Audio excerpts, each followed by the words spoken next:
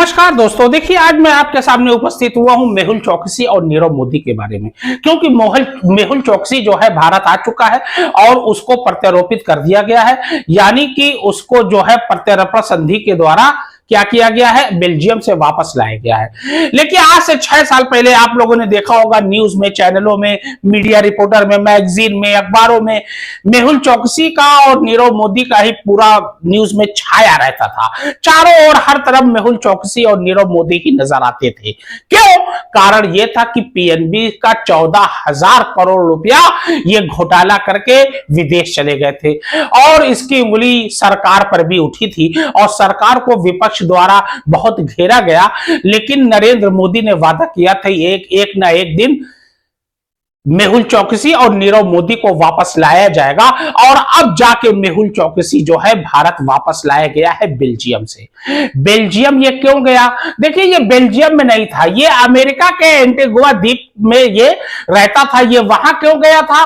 Antigua के द्वीप में वो इसलिए गया था क्योंकि देखिए, भारत से प्रत्यार्पण संधि जो है, जो प्रत्यारोपित किया जाता है, यानी कि एक दूसरे से जो है मंगाया जाता है, ले आया जाता है, वो वहां पर द्वीप में नहीं था और उनका वहां उस द्वीप से भारत का कोई लेना देना भी नहीं था। और इसीलिए वो चालाकी में अमेरिका के एक वीरान सी जगह में, एंटीगुआ द्वीप में, वहीं पर जाकर रहता था। लेकिन उसकी तबीयत खराब हुई और वो इलाज के लिए बेल्जियम लाया गया। देखिए, बेल्जियम यही है, जो रेड कलर का आप देख रहे हो ना, यही बेल्जियम है और भारत जो गोले में आप देख रहे हो ना, यही भारत है। तो वहां से ये प्रत्यारोपित करके कहां लाया गया? प्रत्यार्पण संधि के द्वारा भारत लाया गया है। आज से 6 साल पहले, जैसा कि मैंने बताया, न्यूज में सुर्खियां बनी हुई थी मेहुल चौकसी और नीरव मोदी के बारे में। ये हीरे के व्यापारी थे और हीरे का जो है ये व्यापार करते थे और अच्छी खासी इनके पास संपत्ति थी। लेकिन इन्होंने इतना बड़ा फर्जीवाड़ा किया, और वो फर्जीवाड़ा क्यों किया, कैसे किया, इन सब के बारे में मैं डिटेल से आपके सामने चर्चा करूंगा। देखिए, जब बेल्जियम से इसको लाया गया तो बेल्जियम क्या है? बेल्जियम आप लोग जानते हो कि हीरे की कटिंग वहां बड़ी अच्छी होती है। दुनिया में सबसे अच्छी हीरे की कटिंग और हीरा अगर सबसे बढ़िया पाया जाता है तो वो बेल्जियम में पाया जाता है। बेल्जियम की राजधानी ब्रुसेल्स है। ये यूरोप का बेहद ही खूबसूरत सा देश है। आप लोगों ने सुना होगा बेल्जियम के बारे में, फुटबॉल यहाँ पे दीवानगी की हद तक खेला जाता है। रोमेलो लुकाकू, ईडन हैजार्ड, ये सब जो है बेल्जियम के बेहतरीन फुटबॉलरों में गिनती होती है और फीफा रैंकिंग में हमेशा बेल्जियम फुटबॉल में टॉप 10 लिस्ट में हमेशा रहता है। इसलिए क्योंकि पूरा यूरोप जो है ये फुटबॉल का दीवाना है, ये आप सभी लोग जानते हो, इससे कोई बात छिपी नहीं है। तो ये बेल्जियम से जब ये लाया गया और ये खूबसूरत सा देश और हीरे की कटिंग के लिए बेल्जियम बहुत मशहूर है, तो ये जो है यहां पर देखिए, हीरा जो होता है, हीरे और सोने में फर्क होता है। सोने अगर मान लीजिए कटिंग वटिंग करते समय बच भी गया तो उसको दोबारा गला के फिर से बनाया जा सकता है, फिर उसको दोबारा यूज किया जा सकता है। लेकिन हीरे की एक बार कटिंग हो जाती है तो दोबारा हीरा वो फिर उसको गलाया नहीं जाता है। हाँ, उसके छोटे छोटे टुकड़े जो है आप लोगों ने देखा होगा, हार में, अंगूठी में ये बना दिए जाते हैं, एडजस्ट कर दिए जाते हैं ताकि जो है वो खराब ना हो और उसको एडजस्टमेंट किया जाए। तो ये होता है सोने और हीरे में फर्क। तो ये हीरे का व्यापारी था और बेल्जियम को यूरोप का कॉकपिट कहा जाता है। अब क्यों कॉकपिट कहा जाता है? क्योंकि देखिए, कॉकपिट जो प्लेन का जो आगे का हिस्सा होता है, जहां पर पायलट बैठता है, उसी को कॉकपिट कहते हैं।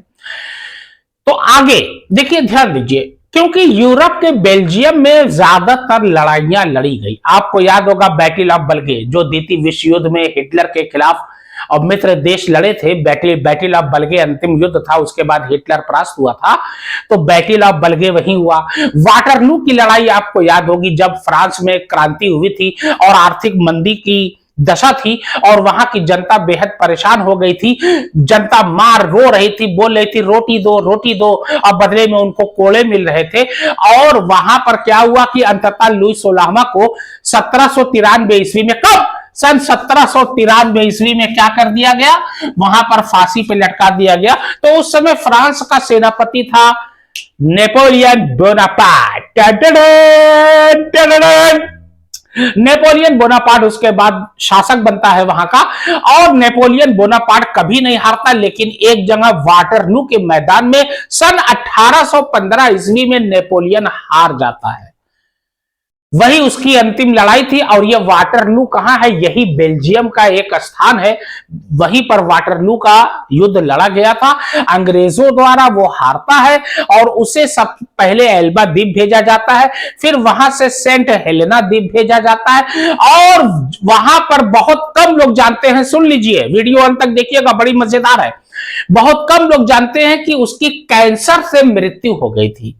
आप लोग रेफर कर दीजिएगा एमबीबीएस की बुक में और बीयूएमएस में मिलेगा, कैंसर से उसकी मृत्यु हो गई, बड़ी दर्दनाक मौत हुई थी। तो नेपोलियन जो है मर जाता है, और उसके बाद जो है नीरव मोदी और मेहुल चौकसी ने इतना बड़ा खेल कैसे खेला, किस हिसाब से खेला, कहां पर सेटिंग की, इसमें कौन कौन से पीएनबी यानी पंजाब नेशनल बैंक के भ्रष्ट अधिकारी शामिल थे। देखिए बहुत ही बड़ा खेला हुआ था, खेला होबे, यानी यहां पर एक खेल खेला गया और बहुत ही नंगा नाच खेला गया। देखिए जहां तक कि इसकी उंगली जो है देश के प्रधानमंत्री और तमाम जो सरकार में थे उनके ऊपर उठी थी।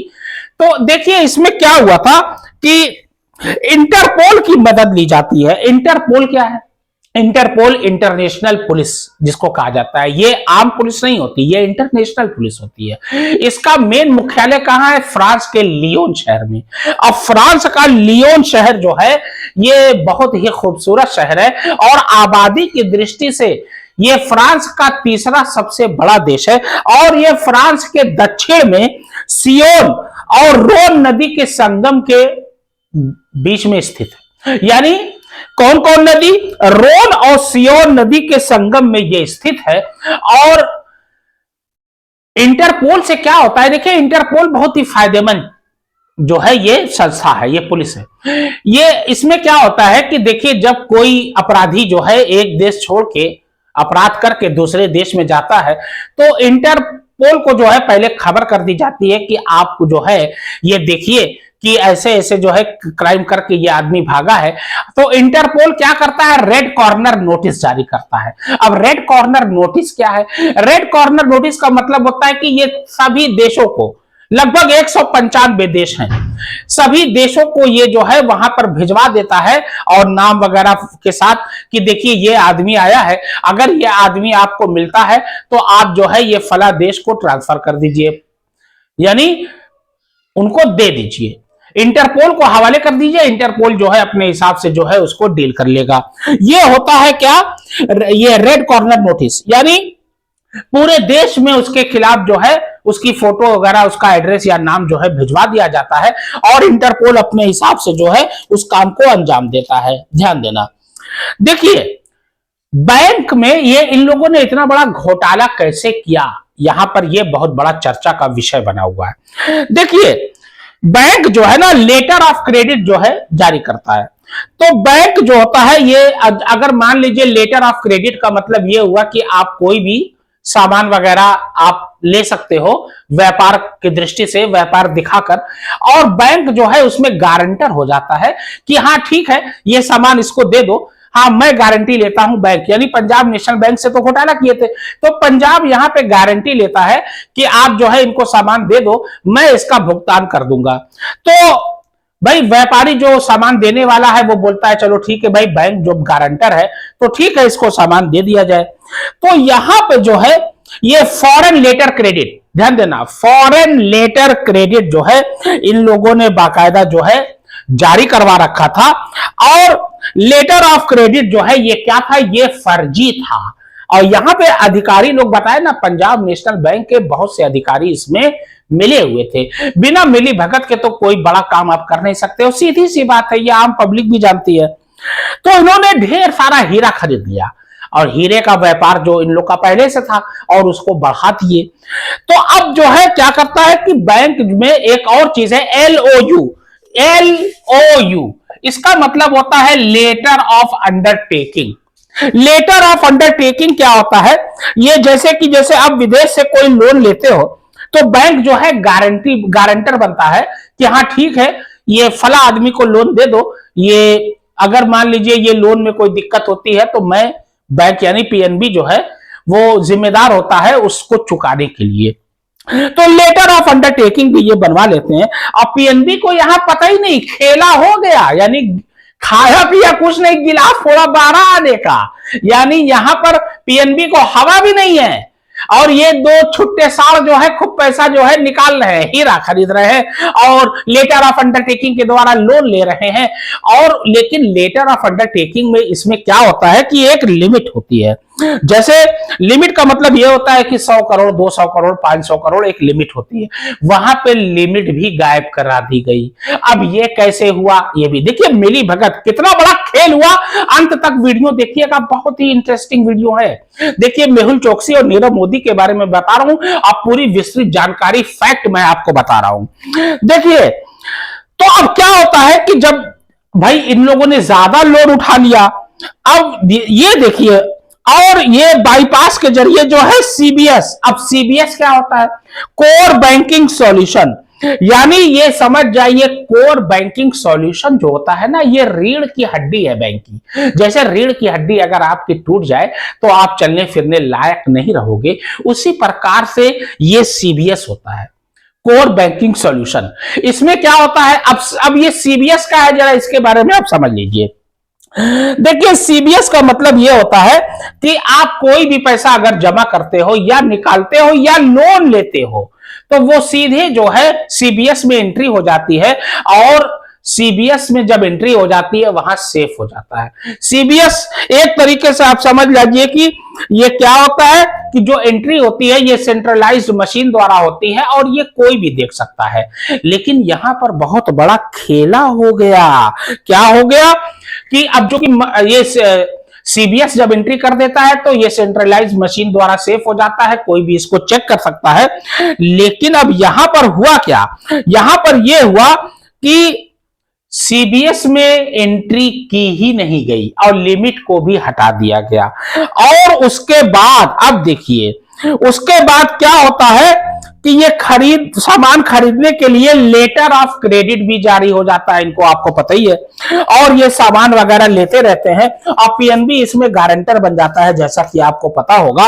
और यहां पर सीबीएस में एंट्री होनी चाहिए थे, हर एक चीज की सीबीएस में एंट्री होती है, लेकिन इन लोगों की एंट्री लोन की और व्यापार से संबंधित जो भी सामान लिए थे उसकी एंट्री सीबीएस में हुई ही नहीं। इतना बड़ा खेला हो गया।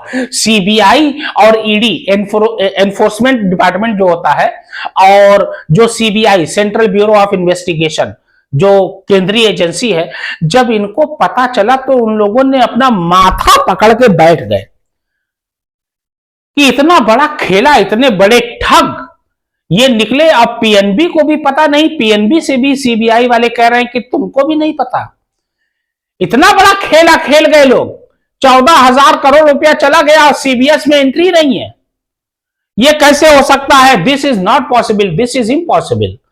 उसके बाद क्या होता है कि बड़े बड़े अधिकारी का नाम इसमें आता है, और उसके बाद जो है जब विदेश से इन्होंने कर्जा लिया था तो विदेशों से फोन आना शुरू होता है। फ्रैंकफर्ट से आ रहा है, मॉरिशस से आ रहा है, बहरीन से आ रहा है, हांगकांग से आ रहा है, इन तमाम देशों से फोन आ रहा है कि भैया पैसा वापस करो, पैसा कब चुकाओगे। और यहां बैंक को पता ही नहीं मतलब वही वाली हाल हो गई, खाया पिया कुछ नहीं, गिलास को 12 आने का, बैंक को पता ही नहीं। अब ये फोन हो रहा है, अब जाहिर सी बात है जब कोई उठाएगा, हाँ हेलो, हाँ भाई 200 करोड़ रुपया इन लोगों ने लिया है, ऐसे ऐसे है, आप गारंटर थे, आप पैसा दीजिए।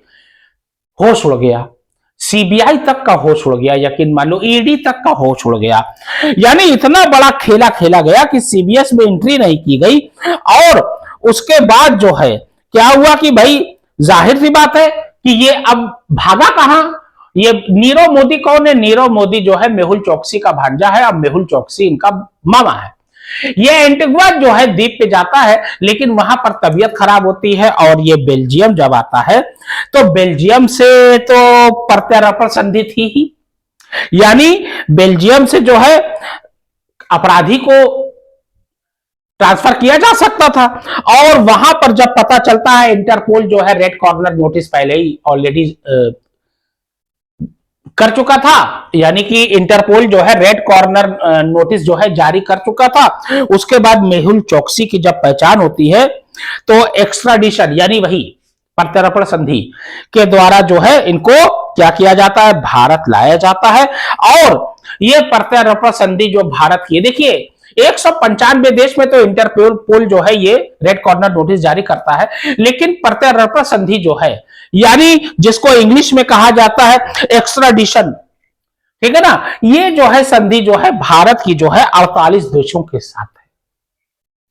अब मेहुल चोकसी भारत आ गया है, एक एक पाई का हिसाब होगा। सीबीआई और ईडी इसमें जुटे हुए हैं। अब ये देखना ये है कि इसमें किन किन लोगों का नाम आता है, ये तो भविष्य के गर्त में है, लेकिन जो सच्चाई थी मैंने आपके सामने प्रस्तुत कर दिया। मेरी वीडियो कैसी लगी? अगर अच्छी लगी तो प्लीज सब्सक्राइब करिए, लाइक करिए, फॉलो करिए। शुभ रात्रि, शब्बा खैर, धन्यवाद।